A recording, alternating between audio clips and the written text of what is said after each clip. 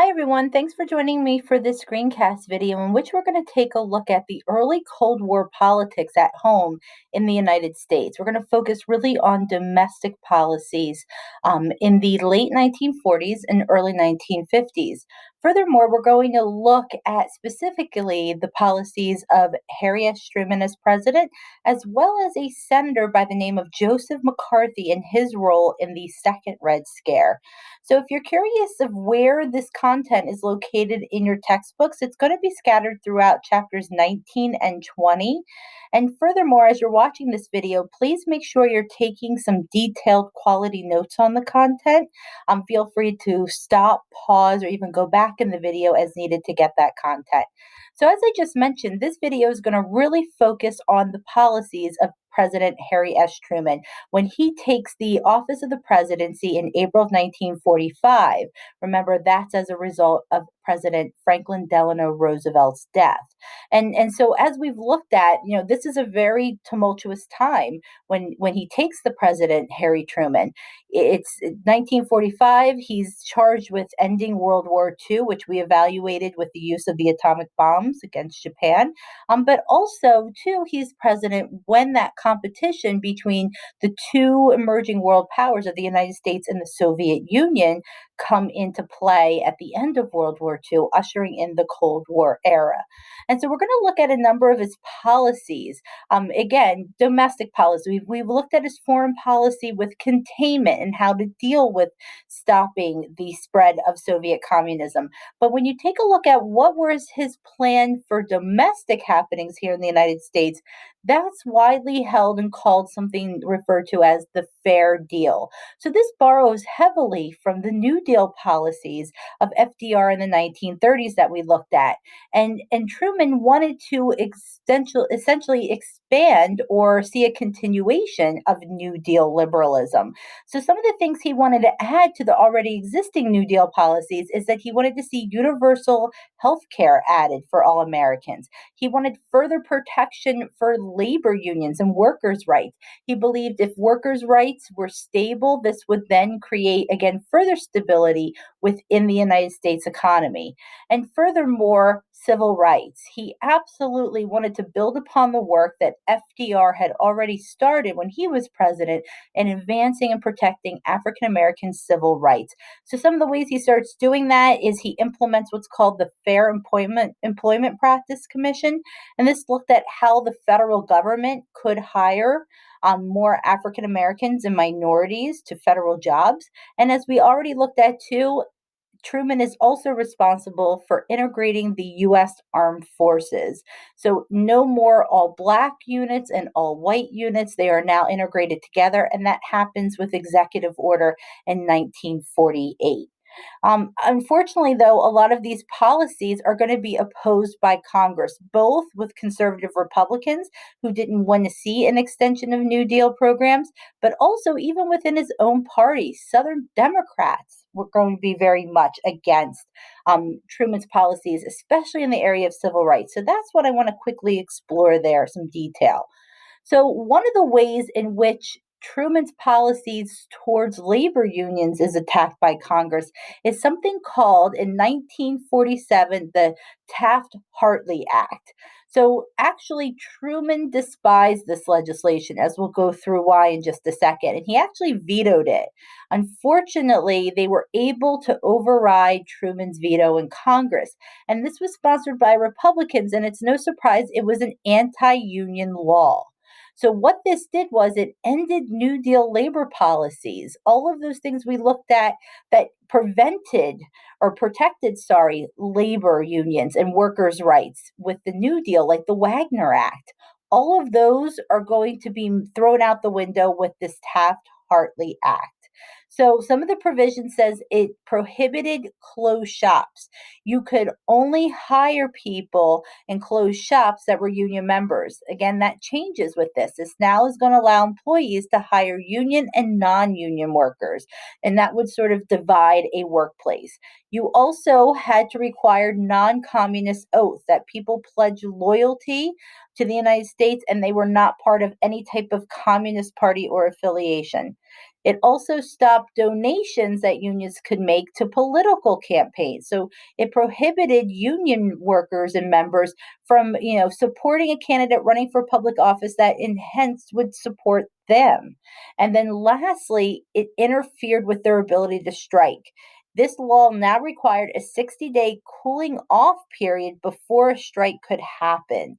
And ultimately, again, this is going to break down a lot of the progress made during the New Deal with programs such the Wagner Act that protected union and worker rights. And so some of the reasons for this is, yes, Republicans had long supported big business over the American worker. But the other reason for this, too, given that this is the start of the Cold War era, is that even in the 1940s, Americans still believed that unions were a harboring place for political radicals, communist anarchists. And that explains, too, why we wanted to limit in 1947 with this act the rights and the abilities of labor unions. Okay, so that's one of the hurdles that Truman has to face. The other one is civil rights. And we've looked at the progression of civil rights, starting with FDR, and Truman wanted to advance that greatly. So the Double V campaign, as we looked at with World War II, African Americans believed that they could be victorious against oppression abroad, but also here at home as well. So this happens largely, the advancement of civil rights, due to Truman again. He knew Congress was not going to do it on their own, so he decides through executive order in 1948 to integrate the armed forces. And that's what makes, as we've looked at, the Korean War the first war in which we see black and white soldiers fighting together on the same lines and in the same regiments. Unfortunately, as I just previously mentioned, Congress is not going to support this, and even his own Democratic Party. So, what starts to happen is the Democratic Party starts to splinter over Truman's support for black civil rights. And the Southern Democrats break off and form something called the Dixiecrats. These were state rights Democratic Party supporters and largely Southern Democratic states. And their leader pictured here was a person by the name of Strom Thurmond. He was a senator from South Carolina, very much in that position against civil rights legislation Congress is trying to pass. And the party in those states will largely abandon Truman in the 1948 election because of Truman's very staunch stance on civil rights and advocating for them. And that made the election of 1948, which we've looked at already with the Korean War, pretty dicey for Truman. If you take a look at it here, some people thought Truman was not going to be projected to win. Many people thought that the states down here in orange, more of these southern states would have gone to the Dixiecrats, and those states would have voted for Thurmond. Okay, that does not happen, and Truman will be able to secure a victory, though many publications and many political analysts did not believe that that was going to be the outcome. And you see this famous picture here when the results come in with the 48 election. Truman is holding up a publication that went too early to print that was actually announcing the Republican candidate Dewey as winning this presidential election. So, unfortunately, Truman is going to see some challenges here with his domestic policy. Additionally, Truman is also going to be in a leadership role when the second Red Scare begins in the late 1940s. And that's what I really want to dive in for the majority of this screencast video, the remaining part of it. So, as we've looked at, there's two Red Scares in U.S. histories. We've examined the first Red Scare. This comes as a result of the aftermath following World War I. We're going to see it in the late 19 teens into the 1920s. And this is mass hysteria that political radicals, anarchists, Bolsheviks, communists were going to come in and take over the United States and overthrow our democratic government. And it caused us to really infringe upon civil liberties and target specific immigrant groups. Unfortunately, we're going to see the same thing happen here with the second Red Scare. Now, the second the second Red Scare hysteria is going to be brought about by a couple things. First of all, in the 1950s, communism is not an imagined enemy anymore. It's concrete in the form of the Soviet Union trying to spread its communist ideology led by Joseph Stalin. And furthermore, the United States is going to experience hysteria in the late 40s, early 50s due to some events that we've already looked at. There's fear that we have now lost communism or lost China to communism in 1949, and communism poses a real threat throughout the world. We also are going to be threatened too, but that the atomic bomb is going to be developed successfully by the Soviets in 1949. And then furthermore, the Korean War is going to complicate this hysteria. You see that by 1952 into 53, as we looked at, there's a stalemate happening in the Korean Peninsula. And all of this put together is going to cause people to search for somebody to blame and somebody with solutions to this problem. And the solution was politicians suggesting that communists were in the United States trying to overthrow us, and we had to take actions to stop it. And so, right there, these are really the causes for the second Red Scare and why this hysteria again emerges decades later after the first Red Scare. So let's take a look at again government response to this. Okay. Truman adopts what's called a pretty moderate program called a loyalty program. Again, by executive order in 47, he ordered investigations of disloyal Americans working for the federal government. And so loyalty boards were set up in every federal government department and agency to investigate, are their workers loyal to the United States? So they would look at who you associate with, who you socialize with, family members, do they have any communist ties?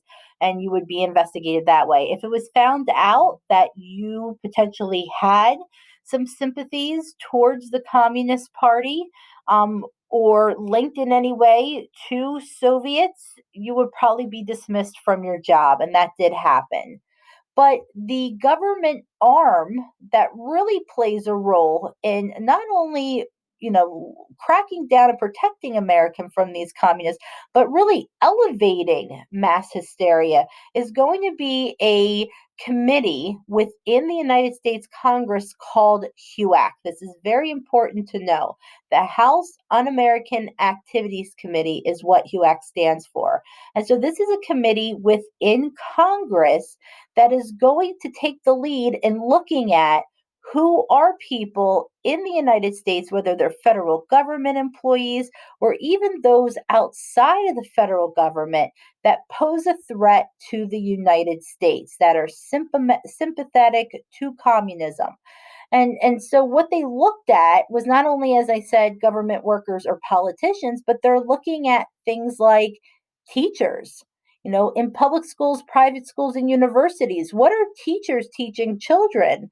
And are they brainwashing them in any way to be, again, sympathetic to communism? So that was one area. They looked at to the entertainment industry. We'll get to the Hollywood 10 in just a second. Were the films that Hollywood was producing, did they have a subliminal message that was sympathetic to communism? And so HUAC, again, is this committee that really starts conducting thousands and thousands of hearings. And they're calling thousands and thousands of people before the committee to really justify actions or to interrogate them if they are any way tied to Soviet communism. In the in the occurrence of these hearings, we're going to see civil rights violations again, very much like we saw during the first Red Scare. And witnesses that came to this committee who refused to answer questions, they're cited for contempt and hauled off to jail. Unfortunately, though, this committee gains a lot of popularity, and this is also a problem because it's what fuels this committee to keep doing its work. I have highlighted here in this picture of a HUAC committee hearing a very famous politician who gets his start in HUAC, and that is no other than at the time a congressman from the state of California, Richard Milhous Nixon. So before Nixon becomes vice president in the 1950s and later president himself in the 1960s, this is how he got his start. And unfortunately, that is what's going to happen. Politicians play off the fears of Americans and elevate those fears for their own personal gain. So again, HUAC is going to be a very extreme committee within the federal government, within Congress, looking for and tracking down Americans who are not loyal, who have sympathetic or sympathies towards the Communist Party, and they want to expose them. And in doing so, HUAC is going to ruin thousands of lives. A great example of that is the Hollywood 10. So in 1947, HUAC decides to investigate the Hollywood 10, which was the leading motion picture company owners, directors, CEOs.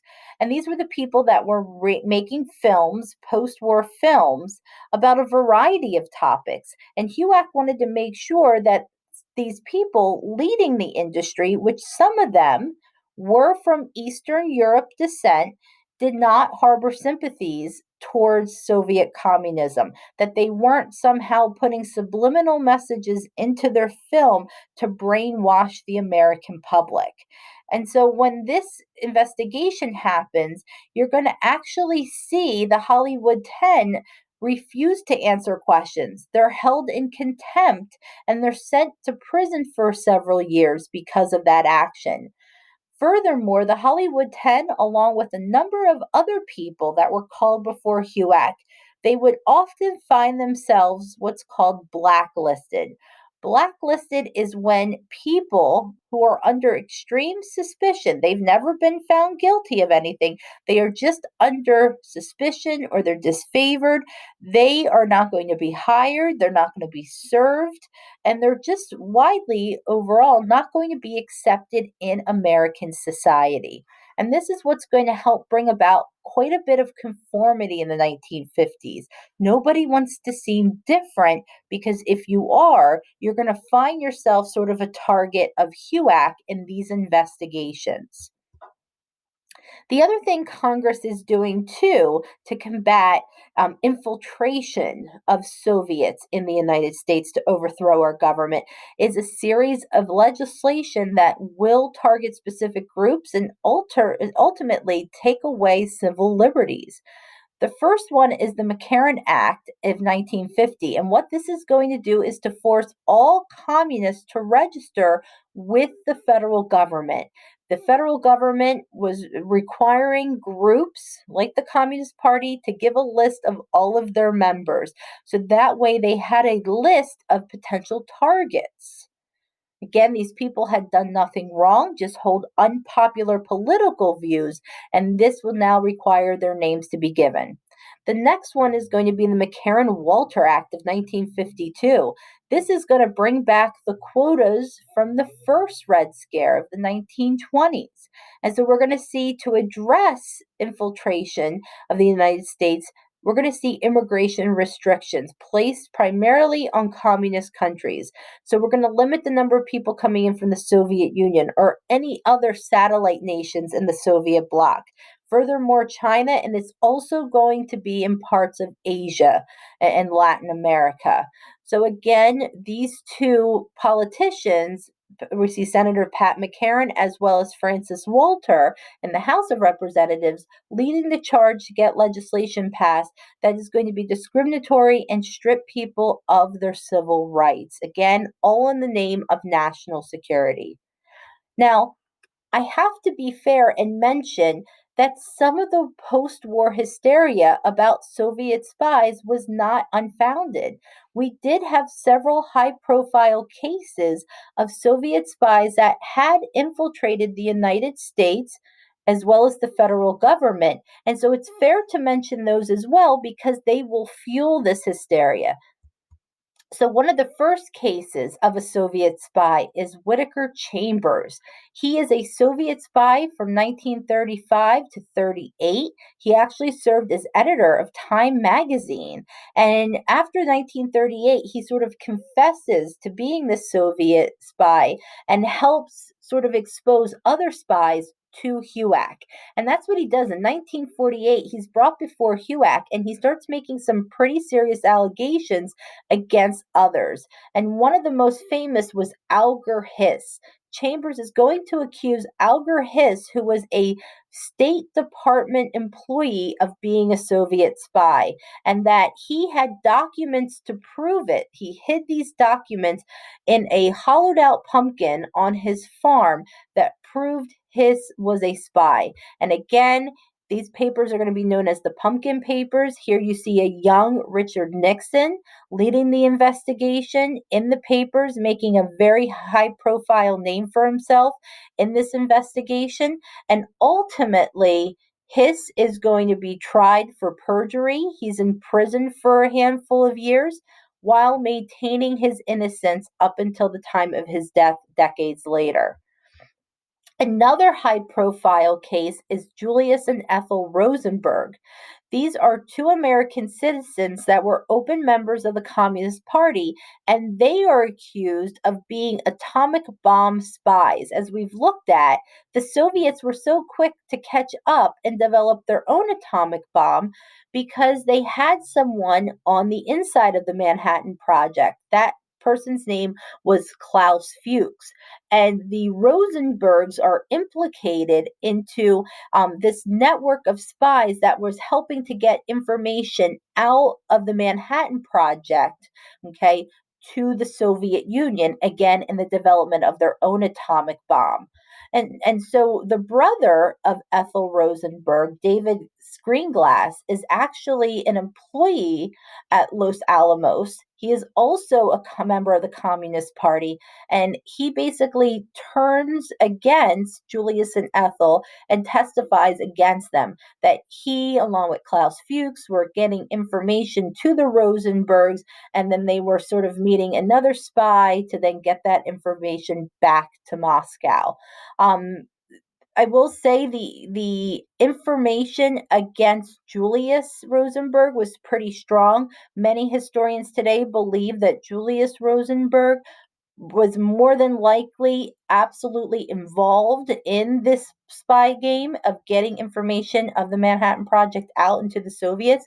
But the evidence against Ethel is pretty sketchy. You know, all we had was really her brother's testimony, in essence, to save his own rear end against prosecution.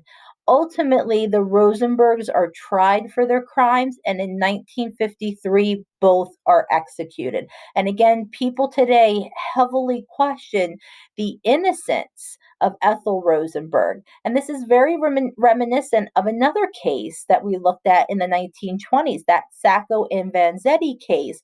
Was sort of Ethel just guilty by association, having unpopular political views that made her a target and ultimately, you know, sentenced her to die for a crime she did not commit. There's some strong parallels you can make to Ethel Rosenberg, to Sacco and Vanzetti as well. The last part of the screencast video is to also take a look at where the Red Scare, the second Red Scare, gets completely out of control. And that's called McCarthyism of the 1950s. And it's brought to you by this person right here. Joseph McCarthy was a senator from the state of Wisconsin, a Republican, from 1947 to 1957. And again, as I mentioned, Richard Nixon makes a pretty well appearance with HUAC and elevates himself politically. Many people think McCarthy was desperate for an issue that would win him re-election in 1952. And so he gets on sort of this bandwagon of the second Red Scare and says, I can make allegations, I can sort of play off the fears of others, and that will then make me a high profile figure and guarantee my re-election. And that's ultimately what happens with McCarthyism. And so there was an act passed in 1938, the Hatch Act, that made it illegal for the federal government to employ members of the Communist Party. And that's what McCarthy plays off of. That's his tactic. In a very famous speech in February of 1950, he's in speaking sort of engagement in Wheeling, West Virginia. And during this speech, he makes this unfounded sort of declaration that he has found that there is over 200 people that are communists, known communists in the State Department. Now, this number will change. It starts at 200, it goes down to the 80s, and then eventually ends up around the 50s. And nobody ever sees this list of people. Okay. He just says he has it. And this is what's going to spark his high profile now case of cracking down even further against communists that are trying to overthrow the US government.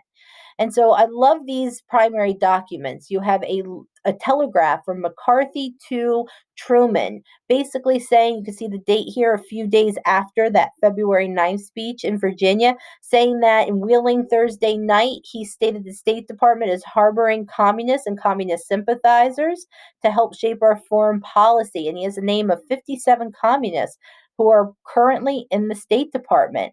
And Truman's response is pretty stern to him. You know, he's read his telegraph with a great deal of interest, and it's the first time in his experience, and he says he was in the Senate for 10 years, Truman, that he's ever heard of a senator trying to discredit his own government before the world. This isn't done by honest public officials. And then he basically goes on to say that the people of Wisconsin are probably very sorry that you are representing them with such little sense of responsibility. McCarthyism is a term that is even used today for someone who uses uncontrollable and unproven accusations as a form of public attacks against someone's character for political gain. We've been seeing that word quite a bit recently, McCarthyism, in American politics today. So, again, this sort of is in a position, McCarthy, that no one is in a position to bash him or criticize him, because if you do, you run the risk of yourself being labeled a communist spy or a communist sympathizer. And so even people like Eisenhower, President Eisenhower, who's going to be president for the most of McCarthyism in the 1950s, remained silent. And it leads again to a great sense of conformity in the 1950s. Many Americans knew what was happening with McCarthyism was absolutely wrong. Innocent people were being accused of things they did not do, but nobody wanted to say anything because then you would be on the chopping block as well. And so we see Joseph McCarthy be a very controversial figure in the United States. As you can see here, there's pins that people are backing him, that he's this Cold War warrior, but then others are not. Many people thought he was dangerous. And one of the few people that actually publicly speaks out against what is going on here in McCarthyism is a U.S. Senator, Margaret Chase Smith, a Republican from Maine. And she gives this really dynamic speech on the Senate floor called the Declaration of Conscious Speech, and says it's not un American to criticize or protest or hold unpopular beliefs or to think independently. She says that's what this country was founded on. And so she doesn't name McCarthy specifically in this speech, but she is blasting his attempts to ruin people for his own political gain. His response is simply he gives her this name, Moscow Maggie, again, that she's sympathetic to Soviet communism. And he actually uses his power in the Senate to remove her from a permanent subcommittee of investigations and even bankrolls a person unsuccessfully to run against her to take her Senate seat. Again, he's not successful in that attempt. But again, this is a great example of somebody standing up, but then at the same time, getting that backlash from McCarthy because they don't agree with what he's doing and actually calling his actions very dangerous. And they absolutely are. McCarthyism, again, it's still a term coined today that describes political attacks on your opponents for no other reason than your own political gain. And so McCarthyism is dangerous to the United States. It elevates the second Red Scare to a height we had not seen before. And it's also damaging to the Republican Party, as you can see from this Herb Block political cartoon. And we'll take a look at Herb Block in just a second. So this goes on from 1950 to really 1954. And in 1954, McCarthy goes too far and it leads to his downfall. McCarthy in 1954, again, looking to keep grasping at the issue that there are communists among us. In 1954, McCarthy accuses the United States Army of harboring Soviet spies. This does not sit well with many Americans, a large veteran population that have served in both World War II and the Korean War, but also it does not sit well with President Dwight D. Eisenhower, who's elected in 1952. Up until this time, Eisenhower remained silent, but Eisenhower was a five-star general, someone who devoted his life to the military, to the U.S. Army, and was not going to sit back and allow McCarthy to discredit that organization. And so Eisenhower pushes for something to take place called the Army McCarthy hearings. And these are televised. And really, through these hearings, you see McCarthy now, he's on the other side. He's actually a witness. He's being told to prove what are your sources? Why are you making these claims that the army is harboring and sympathetic to Soviet communism? And he presents, like he did often, these doctored photographs and fake evidence to try to save his own neck, but he just comes across as a rude bully. And because of this, he loses public favor. So here you see again the Army hearings. Many of these men, probably veterans themselves, at a local appliance store because they probably didn't have televisions yet in their own homes in the early 50s, watching the Army hearings televised. And this ultimately is going to lead to McCarthy's downfall. He's no longer invincible. He can't make these unsupported claims anymore because people have seen him for what he truly is, a bully with no evidence who is just making these claims to build off Americans' fears for his own political gain. The Senate decides in a vote to censor, or it's basically a formal condemnament of a politician, saying that his behavior was unbecoming of a U.S. senator. And ultimately, his story is a short and sad one. McCarthy will die by 1957, just a few years after the Army hearings, of alcoholism, it's believed. He's broke, and that's basically his legacy at the time, though his legacy still survives today, because we have seen politicians take similar steps, again, to elevate their own political position, whether it's within the executive branch, the legislative branch, to use others to elevate their own standing.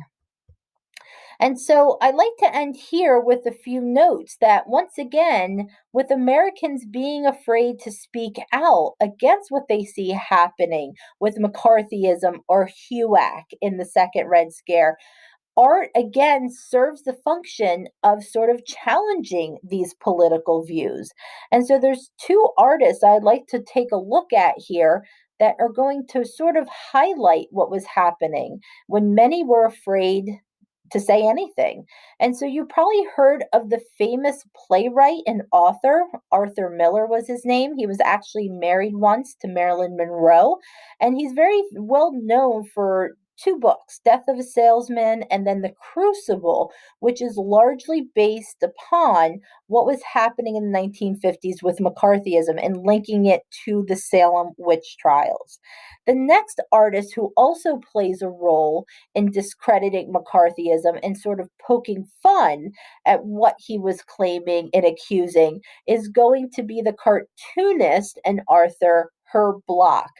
He's also going to go by the name of just simply Herb Block. He sort of combines his first last name and goes by that as an artist. But in the early 1950s, he's definitely going to be having Joseph McCarthy as a recurring target of his cartoons, just pointing out the nonsense of what McCarthy was claiming. He actually is going to be the first one to introduce the term McCarthyism, and again, just highlight how ridiculous the claims of HUAC and McCarthy were. One of his famous cartoons is McCarthy and his supporters actually went after the Girl Scouts of the United States. They actually said that they were sympathetic to Soviet communism by their slogan of One World.